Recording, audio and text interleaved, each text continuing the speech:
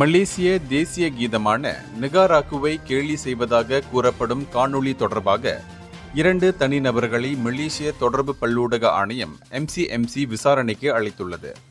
சைபர் ஜெயாவில் உள்ள MCMC தலைமையகத்தில் நடைபெற்ற இந்த விசாரணையின் போது அதிகாரிகள் ஒரு கை தொலைபேசியையும் சிம் அட்டை ஒன்றையும் பறிமுதல் செய்து தடயவியல் சோதனைக்கு உட்படுத்தினர்.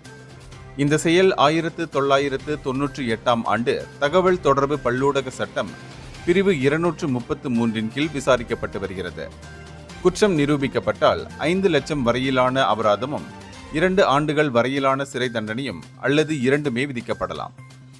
அது மட்டுமின்றி 1968ஆம் ஆண்டு தேசிய கீத சட்டம் பிரிவு 8 கீழ் தேசிய கீதத்திற்கு மரியாதை செலுத்துவது கட்டாயம் என்று MCMC வலியுறுத்தியுள்ளது. மேலும் தேசிய கீதத்தை அவமதிக்கும் காணொளியை பகிர வேண்டாம் என்றும் பொதுமக்களே அது கேட்டுக்கொண்டுள்ளது.